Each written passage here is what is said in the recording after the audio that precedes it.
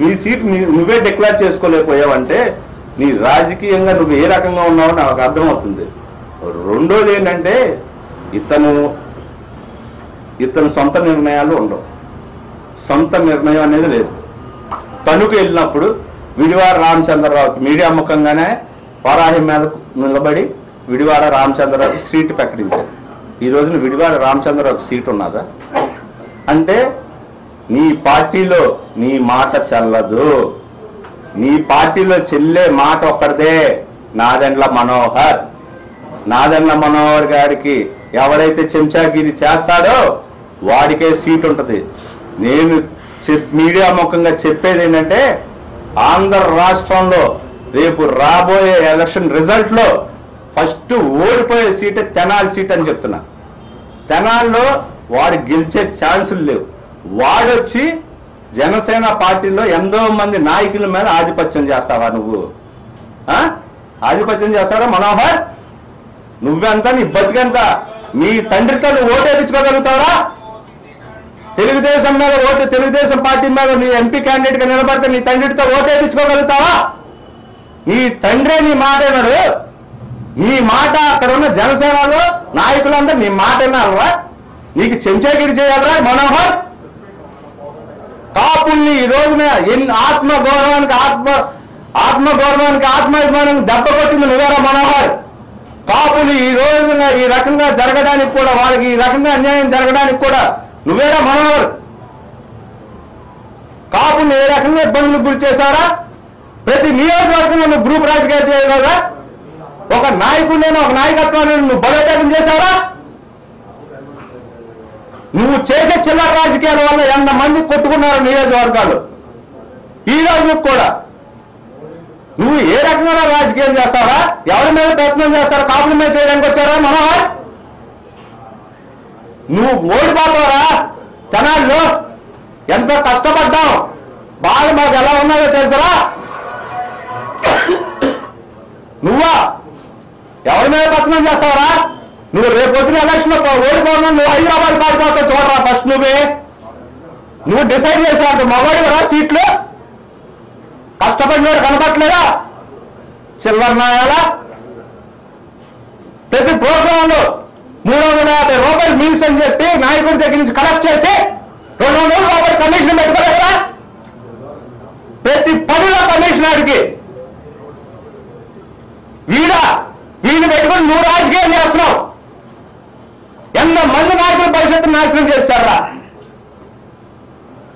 నువ్వు commission agent కాడికి నువ్వు రాజకీయాన్ని సాధించేంత మొగడుగా నిన్ను చెప్పు తీసుకుని కొట్టాలరా మనోహర్గా. నువ్వు ఎంతమంది భవిష్యత్తు నాశనం చేస్తావురా? రేపు పొద్దున 24 నువ్వు మొగడైతే చూడరా. తెనాల్లో నువ్వు గెలిచి చూపించా, నువ్వు మొగడైతే డిపాజిట్లు కూడా రావరా నీకు. ఎంతమంది నాయకులను, కార్యకర్తలు ఉసురు కొట్టుకుని పోతావరా నువ్వా రాజకీయాలు ఇక్కడికి వచ్చి శాసించి పెత్తందారితనం జనసేన పార్టీలో మనోహర్ గారి ద్వారానే ఉన్నది. పెత్తందారితనం ఉన్నది జనసేన పార్టీలో. వాడికి కమిషన్ ఇవ్వాల్సిందే, వాడికి ముడుపులు ఇవ్వాల్సిందే. ఈ రోజు కూడా ప్రకటించే ప్రతి క్యాండిడేట్ దగ్గర నుంచి 10 కోట్లు చూపించాలంటున్నారు.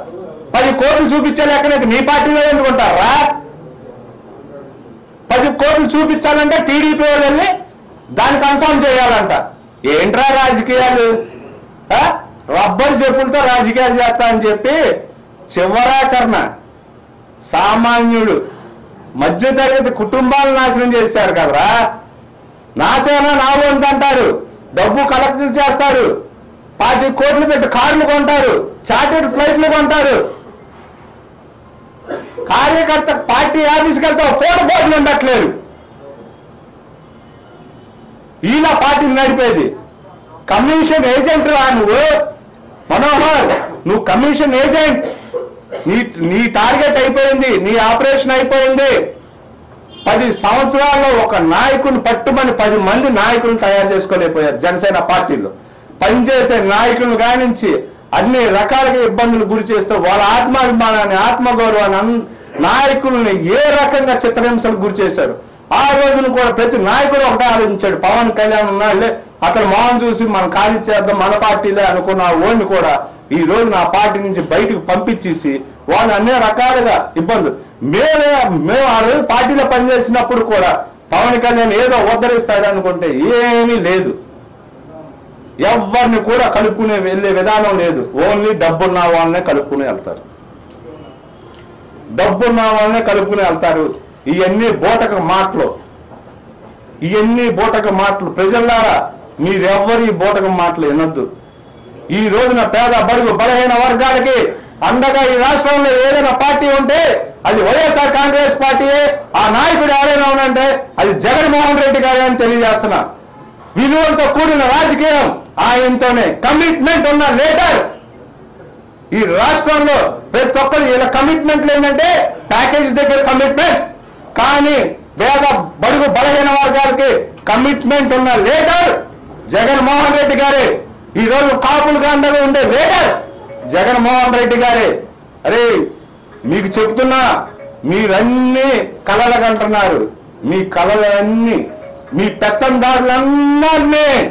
పెత్తందారులందరినీ టీడీపీ జనసేనలో ఉన్న పెత్తందారులందరినీ రేపు రాబోయే ఎలక్షన్ లో 2 బటన్ నొక్కుతాం. 2 బటన్ ఫ్యాన్ గుర్తుకే గుద్దుతాం. అందరూ కాపులు గారించి ప్రతి ఒక్కరు గుర్తుతాం.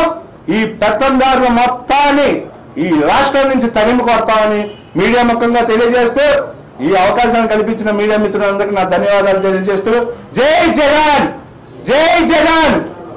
టీడీపీ కుంభస్థానం కొట్టాలన్నాడు. మరి 2018 అబుదాబిలో కలవాల్సినంత అవసరం ఏమొచ్చింది? చంద్రబాబుని కలవాల్సి వస్తే ఆంధ్ర రాష్ట్రంలో కలవచ్చు కదా, లేదా వీళ్ళు వలస పక్షులు కాబట్టి హైదరాబాద్ లో కలవచ్చు కదా. మరి హైదరాబాద్ లో ఆంధ్రాలో కలవకుండా ఢిల్లీలో అయినా కలవచ్చు కదా. ఎక్కడా కలవకుండా అబుదాబిలో ఎందుకు కలిశాడు? ఇప్పుడు నా దగ్గర డబ్బులు లేవంటాడు. 25-30 కోట్లు పెట్టి కార్లు ఎలా కొన్నాడు? బిల్డింగ్ ఏంటండి, ఏదైనా కట్టగలుగుతాడు. ప్యాకేజ్ వచ్చినప్పుడు కట్టడానికి ఏమి ఇబ్బంది? ఇంకేమైనా అడుగుతారా? ఇవన్నీ మీరు వేగ్గా చేసిన ఆరోపణలను మీ దగ్గర ఆధారాలు ఏమైనా ఉన్నాయా? ఆధారాలు అంటే కార్లు ఉన్నాయి కదా, ఆయన పేరు మీదే ఉంటాయి, లేదా వాళ్ళ పిల్లల పేరు మీద ఫ్యామిలీ పేరు మీదే ఉంటాయి కదా. ఈ రోజున ఎక్కని కారు ఎక్కకుండా కొత్త కార్లన్నీ వేసుకుని వస్తున్నాడు కదా. ఇదివరకు రెంటెడ్ కారులో వచ్చేవాళ్ళు, మీరు గోల్డ్ ప్లేట్ ఉండేది కదా. ఇప్పుడు ఏ కారులో తిరుగుతున్నారు? ఇప్పుడు 2 కోట్ల కారు, ఇదివరకు 25 లక్షల కారు, ఇప్పుడు 2 కోట్ల కారులో తిరుగుతున్నాడు. ఏది ఆర్థికంగా నష్టపోయాం కదండి. ఇప్పుడు మేము ఎందుకు అడగగలుగుతున్నాం? మేము ఆ పార్టీలో కష్టపడ్డాం, కష్టపడి చేశాను కాబట్టి నాకు అడిగే రైట్ ఉంది. వారాహి విజయయాత్ర పెడంలో వస్తే జనం రాలా. అవినిగడ్డకి పెడంలో చేస్తే దాదాపు 25 లక్షలు ఖర్చు పెట్టి జనాన్ని క్రౌడ్ పుల్లింగ్ కూడా చేయాల్సి వచ్చింది. ఎవరిని? పవన్ కళ్యాణ్. అదే కదా నేను చెప్పేది ఏంటంటే సినిమా డైలాగులు సినిమాల్లో చెప్తే బాగుంటది. ప్రజల్లో కూడా ఏ డైలాగులు చెప్తే నమ్మే పరిస్థితిలో ప్రజలు అయితే లేదు. ఇప్పుడు పెడం క్యాండిడేట్ నే పెట్టుకోలేకపోయాడు. ఇంకా పెడంలో చంపడానికి ఏమవుతారు? ఈయన పెద్ద ఇదేంటి? పెడంలో క్యాండిడేట్ పెట్టుకోగలిగాడా? ఈ రోజున పెడంలో క్యాండిడేట్ ని పెట్టుకోలేకపోయాడు.